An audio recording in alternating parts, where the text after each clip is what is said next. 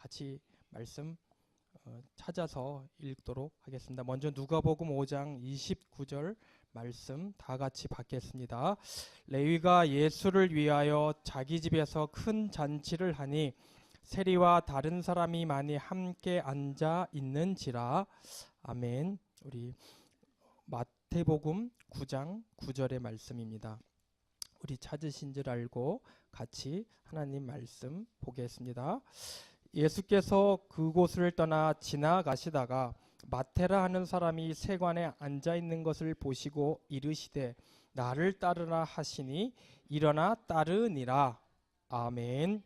마지막 말씀 9절입니다. 사도행전 1장 13절에서 14절 말씀, 두 구절 말씀 같이 말씀 받겠습니다. 들어가 그들이 유하는 다락방으로 올라가니 베드로, 요한, 야고보, 안드레와 빌립, 도마와 바돌로메, 마테와 및 알포의 아들 야고보, 셀레우신 시몬, 야고보의 아들 유다가 다 거기 있어 제자들과 예수의 어머니 마리아와 예수의 아우들과 더불어 마음을 같이하여 오로지 기도에 힘쓰더라. 아멘. 오늘 세 구절의 말씀을 가지고 인물 설교, 제목은 마태입니다. 먼저 우리 강단 말씀 같이 한 주간 동안 주신 말씀 간단하게 요약하고 말씀 나누도록 하겠습니다. 이번 주 강단의 말씀 제목은 마태복음 28장 19절 20절 말씀으로 제자의 기준이라는 말씀을 주셨습니다. 특별히 여러분과 저는 하나님께서 제자로 부르셨기 때문에 제자의 기준이 있는데, 우리 제자는 어떤 기준을 가지고 살아야 되느냐? 제자는 돈이 많고 잘나고 똑똑하고 그게 제자가 아니라 하나님께서 하신 말씀, 그 말씀을 인도받는 것이, 잘 인도받는 것이 제자의 기준이라고 말씀 주셨습니다. 특별히 제자는 이 말씀을 잘 공급받아야 된다고. 왜냐? 우리의 생명은 말씀에게 있기 때문에 이 영적인 존재 마귀라는 놈은 어떻게 하든지 여러분들이 말씀만 없고 다 있으면 되거든요. 세상 것으로 다 주고 중요한 것, 영적인 것, 하나님의 말씀만 싹 소매치게 하기 때문에 여러분께서 특별히 마가복음 4장 15절에서 그 끝까지 20절까지 18절, 19절, 20절 말씀 주셨잖아요. 여러분 이 시간도 여러분이 하나님의 말씀 들리지 않게 하고 세상의 염려와 재리로 또 다른 것으로 이렇게 반드시 집중하지 못하도록 하는 영적인 존재가 있음을 알고 여러분 집중해서 또 말씀 받고 또 늘 우리는 말씀 공급받아야 된다는 걸 알고 승리하시기 바랍니다. 두 번째, 우리 제자는 말씀 어떤 기준이 뭐냐? 말씀 인도받는 사람이다. 말씀 인도받는다는 말은 여러분 말씀 인도받는다, 그 말이 좀 이렇게 막연하게 들리시잖아요. 인도받는다는 게 뭔지 우리가 좀 생각을 해야 되는데, 우리 주신 말씀을 근거로 말씀드리면 마태복음 4장 18절에서 22절, 누가복음 5장 4절에서 6절의 말씀, 그리고 우리 마가복음 16장 15절에서 20절 말씀 이렇게 주셨는데, 제가 오늘 저는 일주일에 한 번 정도는 목욕탕을 갑니다. 목욕탕을 가는데 거기서 우리 피겨스케이트 선수인 김연아가 나와서 유니세프 광고를 하더라고요. 거기에 무슨 얘기를 하냐면 그 아프리카 아이들이 물을 먹는데 우리처럼 미네랄이 풍부한 생수를 먹는 게 아니라 저 십리박 민리박 가가지고 그 바가지 같은 거 가가지고 더러운 거 가가지고 그 물을 끓여요. 땅을 파면 흙탕물이 나온단 말이에요. 그 중금속도 있고 그럴 텐데 그거를 그냥 벌컥벌컥 마시는데 김연아가 그런 말을 하더라고. 얘야, 그런 물 먹으면 안 돼 하고 이렇게 외치면서 얘기를 하면서 끝에 무슨 얘기를 하냐면, 나의 우리의 그런 물을 먹지 말라고 하는 외침이 저 아이에게는 아무런 도움이 안 된다. 무슨 얘기냐? 여러분의 행동이 저 아이의 도움의 손길이 된다. 그래서 결론적으로 뭐예요? 후원하라 그 얘기예요. 무슨 얘기냐? 제가 여기서 던지는 또 주회종을 통해서 선포되는 강단의 말씀은 여러분에게 하나의 외침으로 끝날 수 있어요. 울림으로 끝날 수 있어요. 은혜로 끝날 수 있어요. 그러나 그것이 여러분의 삶 속에 행동으로, 여러분의 삶의 적용으로, 실천으로 하지 않으면 말씀 인도받는 거 아니에요. 말씀 인도받는다는 것은 그 말씀을 내가 아멘으로 받았으면 그 말씀을 내 삶에 실천하고 그 말씀대로 적용하는 걸 말씀 인도라 그래요. 그죠? 그럼 그 말씀대로 행해야 된단 말이에요. 그렇게 하니 행한단 말이에요. 행함. 말씀 인도를 받는 것은 말씀을 지적 유희로 끝나는 게 아니라 그 말씀대로 내가 실천하는 거예요. 예를 들면 목사님께서 이번 주간에 사랑하라 그랬으면 남편하고도 싸우다가도 빨리 사랑해야 돼요. 여보 미안해, 내가 혈기가 나서 이렇게 했네요. 사랑하는 나의 갈비뼈에게 내가 이렇게 화를 냈네요. 용서해 주오. 이렇게 해야 되는 게 말씀 인도받는 거란 말이에요. 말씀은 말씀이고 나는 나고, 그렇게 따로 사는 것은 말씀 인도받는 게 아닙니다. 그 말씀이 내 머릿속에 있는 게 힘이 아니에요. 그 말씀을 내가 먹고 소화해서 실천해야지 그게 내 거지. 그죠? 말씀 인도 받으십시오. 우리 강윤태 집사님이 우리 부부하고 싸우셨나 보네. 웃으시는 거 보니까. 그래서 말씀 인도 받는 여러분들은 제자이기 때문에 제자는 특별한 사생활이 있어야 된다. 특사 줄여서 그런 말씀을 주셨습니다. 제자의 특사는 뭐냐? 말씀 가지고 기도해라. 다른 말로 하면 언약 기도하는데 특별히 여러 말씀을 주셨지만 마태복음 6장 6절 오늘의 결론하고도 연결되는 부분이지만 여러분께서 기도의 골방을 가지시고 사도행전 10장 9절에 기도실을 좀 여러분 나름대로, 우리 목사님 기도의 골방이 차 안이라고 하셨잖아요. 특별히 여러분은 어떤 골방이 있는지 한번 점검해 보시고, 또 말씀 가지고 제자들의 특별 생활은 양육을 하는 거라고 말씀 주셨습니다. 여러 말씀의 근거를 주셨지만 누가복음 여기서는 24장 27절 32절 그 다음에 44절에서 47절, 특별히 여러분 저는 사도행전 8장 4절에서 5절의 말씀이 더 다가왔는데, 여러분께서 말씀 양육을 하든지 받든지 보든지 그렇게 여러분 실천하라고 말씀 주셨고, 그리고 세상에 오만 때만 이런저런 얘기하지 말고 말씀 가지고 포럼해라. 말씀 가지고 포럼해라. 사도행전 2장 42절 가지고 제자는 이런 삶의 기준을 가지고 말씀 주셔서 여러분을 통해서 또 다른 제자를 생산해내는 제자 메이커의 응답누리라고 이번 주간 말씀 주셨습니다. 여러분 한 주 3일 동안 강단 말씀 돌아보면서 내가 저는 특별히 이 제자의 특사 부분이 더 이렇게 가슴에 와닿는데, 저는 뭐 말씀 가지고 양육을 하고 있으니까 제가 부족한 부분이 뭘까 이렇게 곰곰이 생각해 보니까 3번이 제일 약한 것 같아요. 말씀 가지고 포럼한다라는 게, 우리 가족 예배를 통해서 우리 예지 예솔이 집사람하고 이렇게 포럼을 나누는 그런 가족 문화가 좀 형성이 돼야 되는데 저도 그런 부분이 조금 약해요. 그래서 말씀 가지고 포럼하는 이 가족 문화를 조금 구체적으로 내가 실천해야 되겠다. 뭐 하루아침에 되지는 않더라도 일심저심 지속하면 되니까. 그리고 저 같은 경우는 또 율법적인 성향이 있어서 안 되면은 매부터 들거든요. 근데 이게 말씀으로 훈육해야 되겠다. 또 이런 부분도 또 저에게 적용점을 이렇게 찾게 되었습니다. 이번 주 수요 제목은 마태입니다. 인물 설교. 부제로는 마태로 본 제자 신앙이라는 말씀을 근거로 가지고 여러분께 말씀을 전하겠습니다. 여러분 오늘 이 마태는 누구냐면 우리가 늘 얘기하는 알페오의 아들 쭉 나오잖아요. 그 알페오 아들 중에 한 사람이 마태고, 이 마태라는 사람은 뜻은 여호와의 선물, 하나님께서 주신 선물. 아마 그 마태를 뵌 엄마가 아들을 낳을 때 그런 감동이 있어서 그렇게 지었는지 모르겠는데 그 뜻의 이름이 그런 이름입니다. 그리고 이 사람의 직업은 오늘 본문에서 읽었지만 세리라고 나옵니다.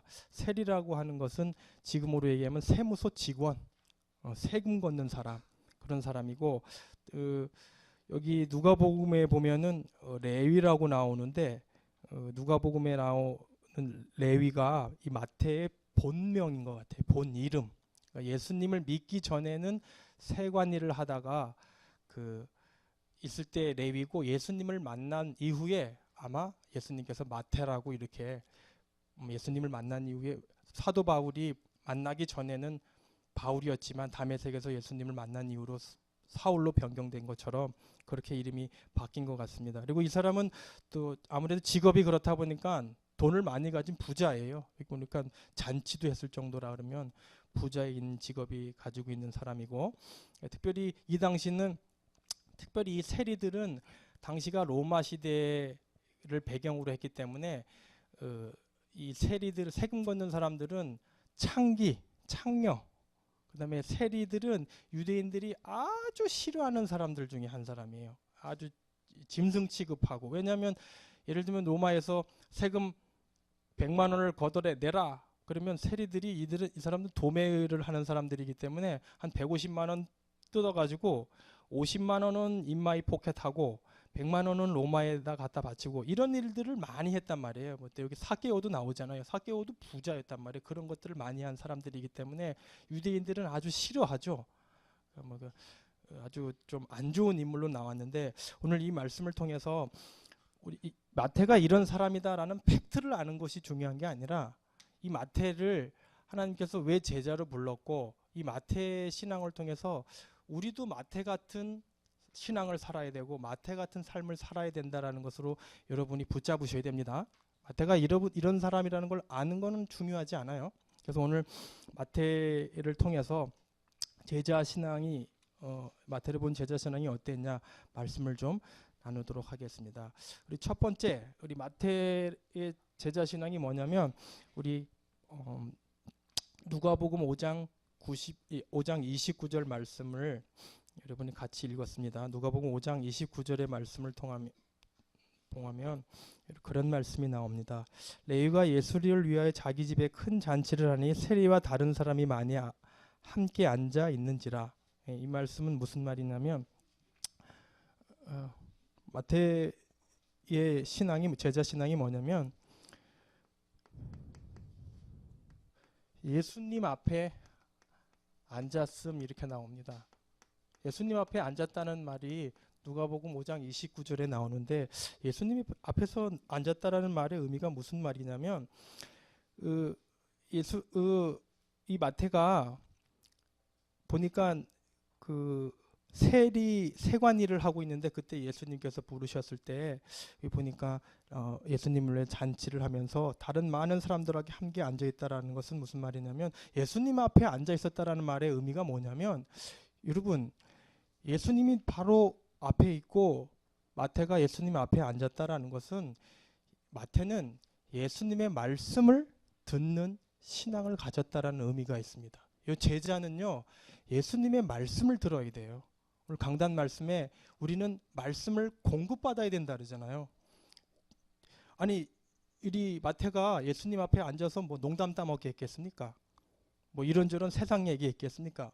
아니요. 예수님 말씀을 들었단 말이에요. 예수님 앞에 앉았다라는 것은 예수님의 말씀을 듣고 예수님의 말씀을 공급받는 신앙을 가졌다는 의미가 있어요. 여러분, 세상에 어떤 것도 여러분들을 살릴 수 있는 것은 말씀밖에 없기 때문에, 여러분 예수님의 말씀을 공급받고 예수님 말씀 듣는데 힘쓰셔야 됩니다. 여러분, 그래서 강단 말씀을 철저히 붙잡아야 돼요. 여러분, 한 주간에 여러분의 삶을 인도하는 내 발의 등이요 빛은 말씀밖에 없어요. 여러분, 뭐 누구 말을 듣겠습니까? 저도 뭐 집사람이랑 같이 다 살지만, 여자들의 힘은 이거라 이거. 갖다 퇴근만 하면은 뭔 오만 때만 얘기를 그렇게 자자자자자 하든, 뭐 쉼도 안 쉬고 하는지 왜 뭐 학교 가서 힘들었다 이거지. 좀 들어달라 이거지. 그 말씀을 제가 예전 같았으면 들으면서 막 이러지 마라, 저렇게 하지 마라, 이렇게 해라 막 지도하고 그랬는데 그거는 아니고 자꾸 우리 예전에 제가 그것 때문에 우리 이진우 목사님하고 포럼하면서 하니까 아이 목사님 그냥 좀 들어주시면 됩니다. 들어주셔야 된다고 자꾸 들어줘요. 그냥 자꾸 들어주는데 제가 사실 안 듣거든요.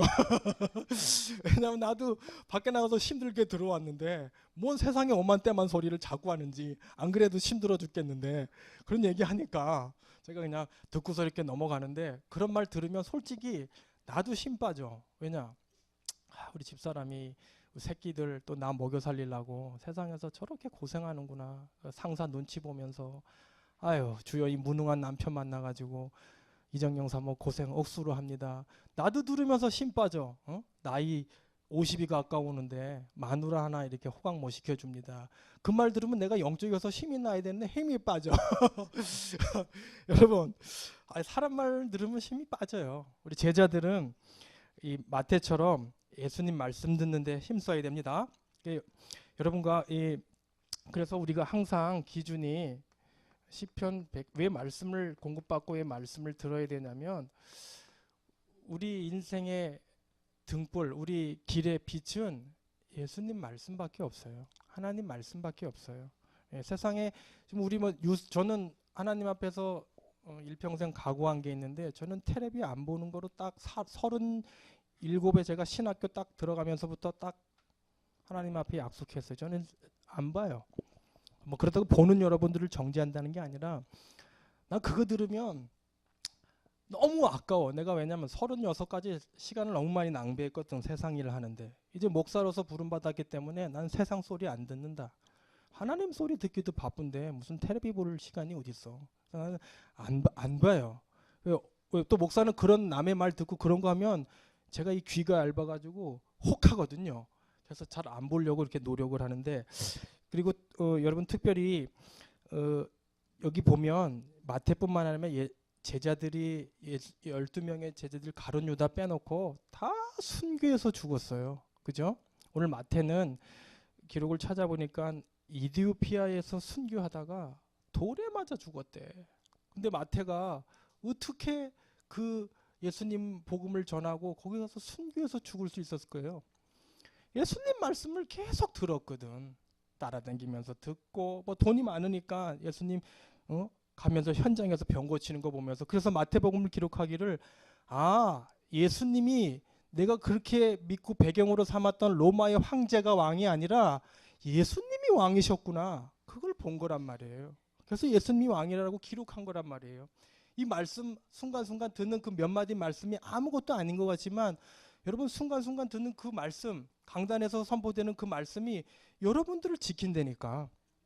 그럼 히브리서 4장 12절에 우리가 늘 이 말씀을 약속으로 잡잖아요.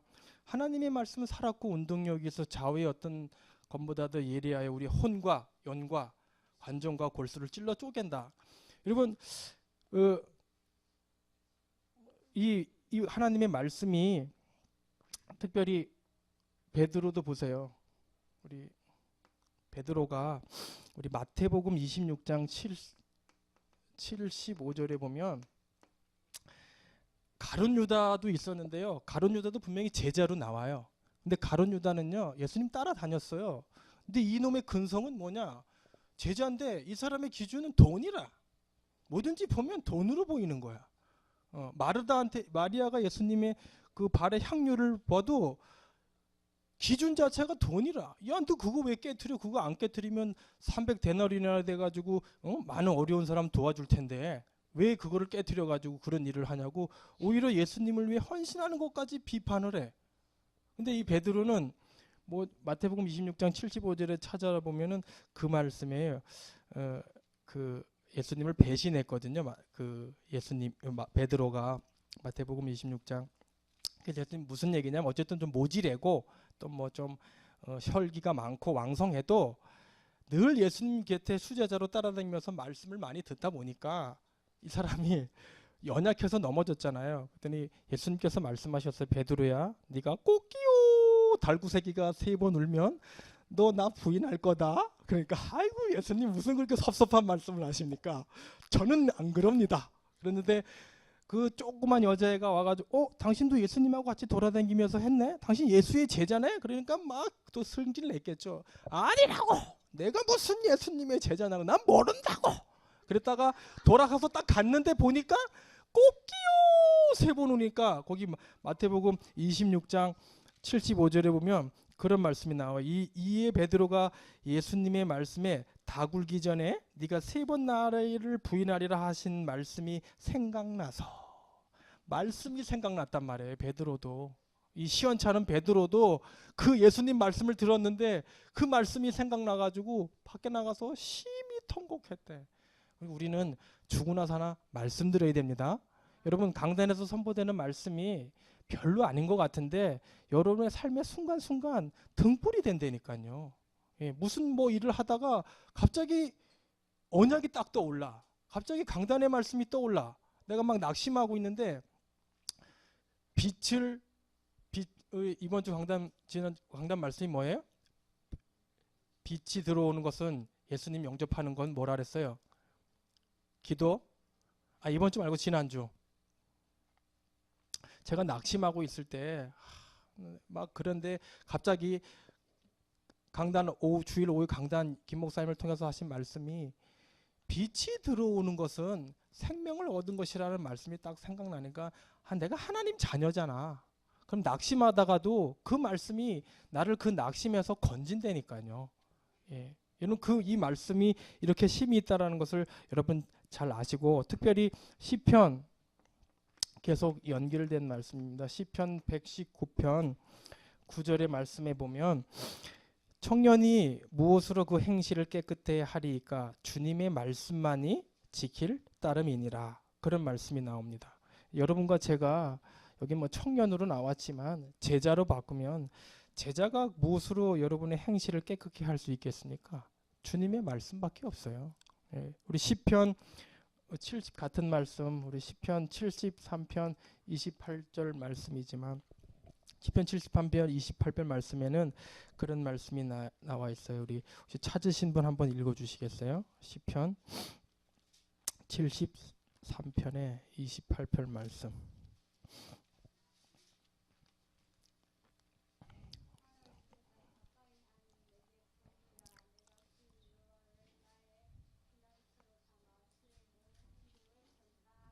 아멘.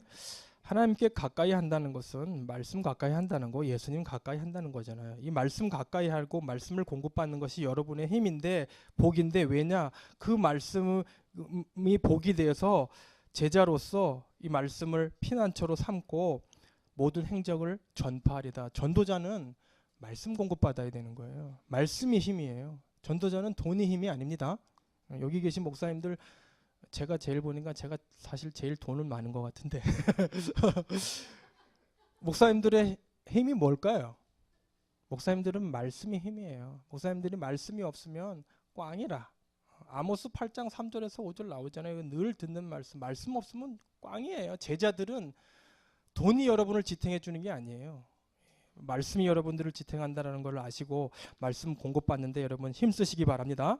그리고 특별히 신명기 구약에도 하나 근거를 대겠습니다. 신명기 33장 3절 말씀.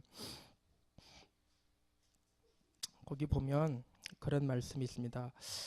여호와께서 백성을 사랑하시니 모든 성도가 그의 수중에 있으며 주의 발 아래 앉아서 주의 말씀을 받는도다. 아멘. 특별히 우리 제자들은 우리 예수님 여호와 수중에 있어야 돼요. 말씀 안에 있어야 돼요. 그리고 그 말씀 발 안에서 말씀을 받는다 그랬잖아요. 여기 보세요. 이제 마지막으로 우리 에베소서 1장 13절에서 14절 말씀을 찾아보면 그 안에서 너희도 진리의 말씀 곧 너희의 구원의 복음을 듣고 그 안에서 또한 믿어. 여러분 예배라는 이것의 형식에는 4가지가 있어요. 예배를 할 때는 일단은 찬양도 있어야 되고 기도도 있어야 되고 헌금도 있어야 되고 말씀도 있는데 여러분 예배나 찬양이나 헌금이나 기도는 하나님께 드리는 거예요. 그죠? 근데 유일하게 받는 게 있어요. 뭐예요? 말씀 받아요. 여러분 기도 많이 한다고 구원받는 거 아니에요? 헌금 많이 한다고 구원받는 거 아니에요? 찬송 많이 드린다고 헌금 구원받는 거 아닙니다. 말씀을 구원의 복음을 듣고 그 안에서 진리의 말씀을 믿을 때 구원이 있는 거예요. 하나님의 말씀은 그래서 우리가 공급받는데 정말로 신경 써야 돼요. 다른 거 저는 현장에 나가서 보면 성도들이 그 말씀을 딱 이렇게 받고서 그 후의 삶을 돌이켜 보면 그때뿐이라 그 말씀을 딱 받고 그 이후로는 말씀을 가까이 하지 않아. 보니까 다 자기 생활하고 우리 특히 랩런트들은 현장에서 보니까 게임하고 뭐 스마트폰하고 그러니 24시간 중에 하나님의 말씀을 가까이 하는 시간이 공급받는 시간이 얼마나 있는지 우리 한번 생각해 봐야 되잖아요. 그것이 없으면 아무리 여기서 강단에서 목사님이 피가 터지라 언약을 전하고 말씀을 전해도 못 살아납니다. 우리 제자들은 특별히 말씀 가까이 하시고 이 말씀이 여러분들을 살린다는 것을 알고 여기 마태도 29절에 보니까 지금까지는 세리로서 돈 앞에 앉아 있었고 자기 직업, 현실 앞에 머물러서 그 몇 푼 되는 돈 더 벌라고 악착같이 살다가 예수님 딱 만나고 나서 예수님 앞에 앉잖아요. 예, 여러분 무슨 일이 있을 때 말씀 앞에 서셔야 됩니다. 예, 말씀 앞에 앉으셔야 됩니다. 예수님 말씀 자꾸 공급받으시기 바랍니다. 두 번째 마태복음 제자의 신앙 둘째는 마태복음 9장 9절 말씀입니다. 마태복음 9장 9절 말씀에 그런 말씀이 나옵니다. 마태복음 9장 9절 말씀은 마태복음 9장 9절에 예수께서 그곳을 지나가시다가 마테라 하는 사람이 세관에 앉아 있는 것을 보시고 이르시되 나를 따르라 하시니 일어나 따르니라. 그러니까 여기 보면 예수님을 따랐음. 일어나 따르니라. 그렇게 나옵니다. 마태복음 9장 9절에. 마태복음 제자신앙의 둘째는 뭐냐면 예수님을 따라갔다는 것은 오늘 강단 말씀을 근거로 하면 말씀을 따라갔다는 거예요. 다른 말로 말씀의 인도를 받았다는 말입니다. 여러분 여기서 예수님께서 너 나 따라와라 하고 있을 때 마태가 일어나 따랐다는 것은요. 단순하게 보시면 안 돼요. 그때까지 자기가 일궈 나왔던 삶의 터전 모든 것을 다 버린 거예요. 자기가 세관으로서 세무서 직원으로서 그 부와 명예와 권력을 다 버린 거란 말이에요. 여러분 예수님께서 여러분들 삶에 지금 우리 박미숙 집사님이 CU를 하고 계시는데 어느 날 갑자기 기도하시다 보니까 하나님께서 음성으로 박미숙 집사야 너 그거 청산하고 신학교 가라 라고 말씀을 하셨을 때 그 말씀 앞에서 우리 박미숙 집사님이 어떻게 반응하시는지 제자는 생각해 봐야 돼요. 아이고 예수님 새끼가 지금 셋입니다. 그 대학 보내려면 돈이 얼마나 많이 드는데 CU를 포기하시라니요. 그럴 수 없습니다. 그 얘기란 말이에요. 여러분께서 예수님 부르실 때 여러분이 가지고 있는 거 다 내려놓으실 수 있으세요? 말씀 제자는 그렇게 하라고 했을 때 그렇게 해야 되는 거예요. 말씀 따라간다는 게 말씀 인도받는다는 게 이 정도로 힘든 거예요. 어떻게 보면 쉬운데 어떻게 보면 어려워요. 특별히 여기도 보면 우리 창세기 예를 들면 우리 12장 1절에서 2절에 보면 아브라함이 나오잖아요. 아브라함께서 하나님께서 너 갈대아 우로 떠나 그렇게 하라고 했을 때 아브라함은 자기의 모든 것을 버린 거란 말이에요. 근데 거기 중요한 게 나와요. 아브라함은요 갈 바를 알지 못하고 갔대. 그 아브라함은 집안은 아버지가 우상을 만드는 집안이기 때문에 먹고는 충분히 살았단 말이에요. 그거 버렸단 말이에요. 어떻게 우리가 그런 상황에 있을 때 버릴 수 있겠습니까? 또 우리 베드로도 보세요. 베드로도 마가복음 우리 1장 18절 말씀도 있고 마태복음 4장 20절 보면 여기도 그렇게 나와요. 그물을 버려두고. 그물을 버려두고라는 것은 마태로 얘기하면 자기의 세무서, 일, 직업 이거를 버렸단 말이에요. 단순하게 금을 버렸다라는 것은 금을 버린 게 아니에요. 그의 전 생애를 버렸단 말이에요. 어부의 직업을 포기한 거란 말이에요. 우리 제자들은 하나님께서 그렇게 하라고 할 때 예수님을 따르기 위해 과연 내가 지금 방해되는 것이 있다면 이것을 정말 버릴 수 있나? 이거 한번 생각해 보셔야 돼요. 여러분, 우리 여기 창녕 함께하는 게 여기 많이 나와 있지만 많은 분들이 수요일 날 거의 안 나오세요. 금요일 날 거의 안 나오세요. 주일 날 겨우 오전 예배에 나왔다가 목사님 눈도장 찍고 가세요. 저는 그런 모습을 보면서 그분들이 왜 이렇게 신앙생활에 올인하지 못할까? 이거 못 버리거든요. 세상이 좋거든. 집에 가서 발 뻗고 자는 게 좋거든. 예수님 말씀 공급받는 것보다 내 육신의 삶이 좋거든. 그거예요. 그러니까 뭐 예수님께서 이렇게 하라고 할 때 오늘 마태는 그 좋은 직장을 버렸는데 여러분이 만약에 이런 질문을 받는다면 여러분이 세상에서 꽉 움켜잡고 있는 거 내려놓으실 수 있는지 제자로서 한번 생각해 보셔야 됩니다. 특별히 이 말씀을 통해서 여러분께서 말씀에 인도받는다는 것이 그냥 단순하게 뭐 말씀 따라가고 그게 아니라 조금 구체적으로 얘기하면 여러분 따라간다라는 것은 버려야 된다라는 것을 전제로 한단 말이에요. 여러분 제자는 내가 가지고 있는 거 세상 거 버려야 돼. 우리 지난주에 좀 아픈 얘기 하셨지만 목사님께서 우리 사모님 비유를 드시면서 주의 일을 하는데 자녀를 둘 것이냐 말씀에 올인할 것이냐 했을 때 하나는 포기해야 된단 말이에요. 주의 일 가는데 예수님이 마태 보고 너 세관직 내려놔 나 따라라 그럴 때 마태는요 그거 안 버리면 못 간다니까. 예수님 못 따라간다니까. 이럴 수도 있고 저럴 수 있는데 분명히 마태는 예수님 말씀에 순종해서 그 말씀 그대로 했단 말이에요. 우리가 뭔가를 하려면 뭐는 하나 버리셔야 돼요. 우리 내 마음속에 세상 걸로 꽉 채우고서 예수님 거 받아들인다 그렇지 못해요. 버리셔야 된단 말이에요. 우리 목사님 컵에다 이렇게 물 따라 놓고 물을 계속 부으면은 나중에 그것이 올라와 가지고 하지만 한참 걸려요. 가장 좋은 방법은 버리고서 담으면 돼.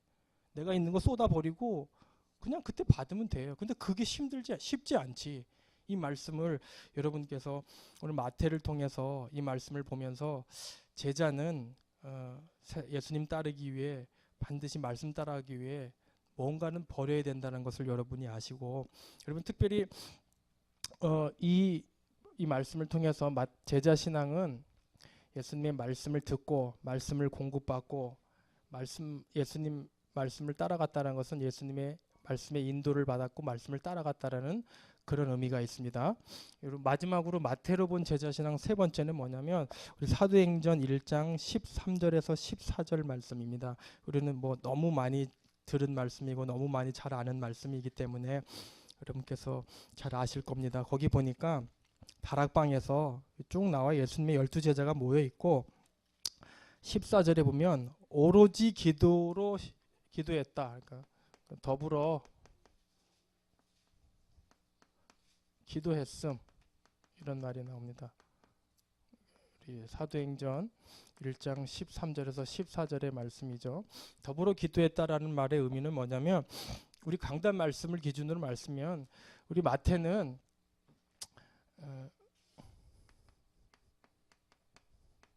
제자의 특사잖아요.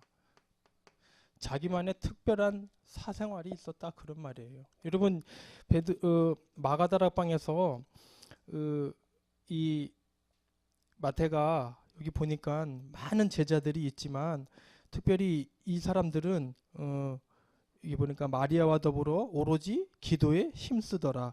여러분 세상에서 마태가 만약에 그 예수님을 따라가는 제자 신앙을 선택했을 때 자기가 자기 힘으로 할 수 있었으면 기도 안 해요.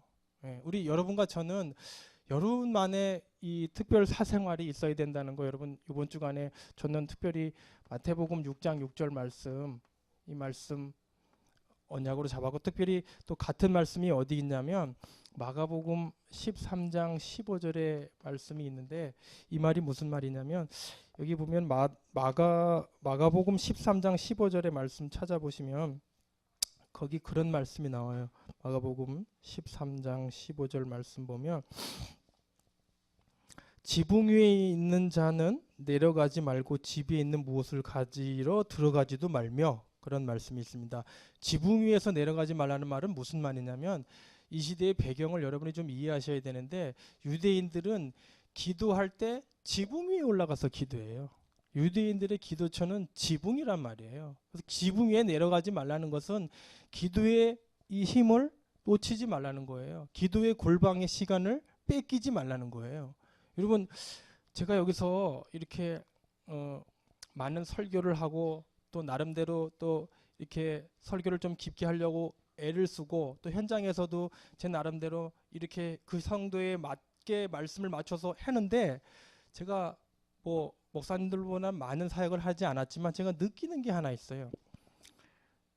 그 사람을 변화시키는 것은 말씀이 맞지만 무슨 얘기냐 아무리 좋은 설교를 해도 그 사람을 변화시키지 못하더라라는 것을 제가 체험했어요.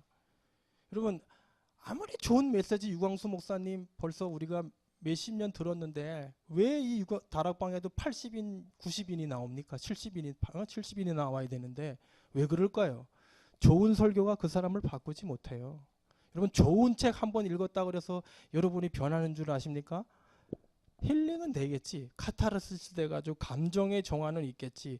좋은 설교가 여러분의 마음의 감동과 울림으로 은혜는 되지만 여러분을 변화시키는 것은 여러분이 하나님과 대면해야 할 시대예요. 하나님과 직접 대면하는 기도의 골방의 시간이 없으면 여러분 절대로 안 바뀌어요. 변화해야 된다는 것도 알고 기도하면 응답받는다는 것도 알고 기도하면 변한다는 것도 잘 알아요. 근데 왜 안 변하느냐?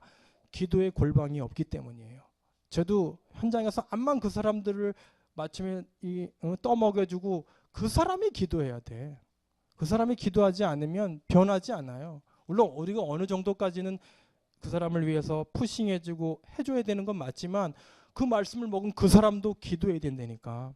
예지가 내일 모레 예솔이가 유치원에 가는데 금병추에 입학하는데 지금까지 기저귀 갈아주고 있어요. 8살 됐으면 이제 뛰어야지. 언제까지 기저귀 계속 갈아줘야 되는데 지가 뛰어야지. 여러분 말씀을 받았으면 기도의 깊은 골방 속으로 들어가셔야 돼요.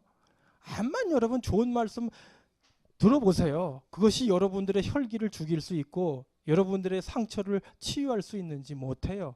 여러분들이 그 말씀을 가지고 지붕 위에서 내려가지 마셔야 돼요. 기도의 골방 속으로 들어가셔야 된단 말이에요. 여러분 기도하지 않으면 여러분의 제자로서의 특별한 사생활이 없으면 여러분 변하지 않는다는 거 기억하시고 좋은 설교가 좋은 메시지가 여러분들을 변화시킨다는 거 믿지 마세요. 설교가 여러분들 변화시키지 않아요. 설교에서 나오는 그 말씀을 가지고 여러분들이 기도의 골방으로 들어가셔서 하나님과 찾고 대면하셔야 돼요. 여러분들을 변화시키는 것은 하나님밖에 없습니다. 예수님밖에 없습니다.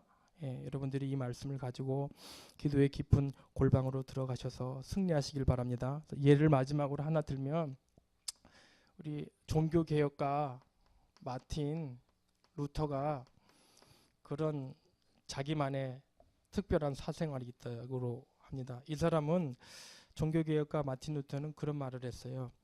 나는 하루에 할 일이 너무 많기 때문에 내가 너무 많아가지고 삶의 여유가 없는데 내가 하루를 첫 시작할 때 3시간은 주님께 기도하는 걸로 드린다라는 자기만의 사생활이 있었어요. 마틴 루터는 하루를 시작하기 첫 시간 3시간을 주님께 드렸어요.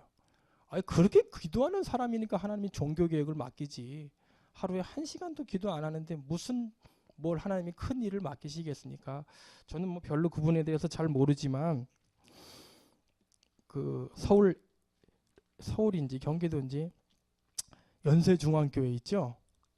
그 이름은 윤석전 목사님으로 제가 알고 있어요. 제가 강원도에 있을 때 그분의 집회에 고등학교 때 한번 참여를 했었는데, 그분이 하나님 앞에 드리는 기도의 시간이 얼마인지 아세요? 그분 하루에 7시간 기도한대요. 그분은 그 교회가 크니까 사람들이 청소하는 우리 권사님들이 신방 그 청소 당번들이 가면 구석에서 누가 샬라샬라 막 시끄럽게 막 떠들어. 어떤 새끼야? 가서 보면은 목사님이래잖아. 그냥 그분은 그냥 생각났다 하면 그 자리에 앉아서 그냥 주구장창 무릎 꿇고 기도한대. 근데 보통이 7시간 기도한대요. 어마어마한 목회를 하는 목사님도 7시간은 기본으로 한답니다. 여러분, 이 창녕 함께하는 교회가 전도로 응답받고 많은 제자 일으키고 많은 영혼을 살릴 교회 맞는데, 여러분 이번 주 강단 말씀을 통해서 나의 기도의 골방의 시간이 몇 시간이나 있는지 여러분 말씀이 떨어졌으면 점검해 보셔야 돼요. 그냥 기도의 골방 가지려는 갭이다, 이렇게 하시지 마시고 실제로 내가 기도의 골방을 얼마나 하고 있는지 하나님 앞에 좀 심각하게 생각하셔야 됩니다. 제가 너무 심각하게 얘기했죠, 황영희 권사님. 인당을 좀 찌푸리고 계시는데, 여러분 마태를 통해서 마태가 예수님 앞에 앉았고 말씀을 공급받았고 말씀의 인도를 받았고 자기만의 기도의 생활이 있었다는 것을 들었으면 그것을 지식으로 끝내지 말고 내가 이렇게 해야 되는구나, 내가 이런 생활을 앞으로 해야 되는구나 라고 언약으로 붙잡으시고 이 마태의 신앙이 여러분과 저의 신앙이 되기를 예수님의 이름으로 축원드립니다. 기도하고 마치겠습니다. 하나님 아버지, 우리가 제자로 부름받았는데 제자는 하나님 말씀을 공급받고 말씀의 인도를 따라가며 자기만의 특별히 하나님 기도의 사생활이 있어야 된다고 말씀을 주셨습니다. 마태는 예수님의 말씀을 들었을 때 일어나 따랐고 예수님 앞에 함께 앉아 있었고 더불어 기도했습니다. 하나님, 마태의 신앙이 오늘 우리의 신앙이 되기를 원합니다. 강단의 말씀 따라 정말로 기도의 골방이 우리가 얼마나 하나님 앞에 있는지, 정말로 하나님 말씀도 중요하지만 정말 그 말씀 가지고 기도 속으로 들어가서 많은 제자를 살리고 또 제자 메이커의 응답을 누리는 우리 창녕 함께하는 교회 모든 성도와 또 우리 제자들 될 수 있도록 주님께서 역사해 주옵소서. 우리를 제자로 불러주신 예수 그리스도의 이름으로 감사하며 기도합니다. 아멘.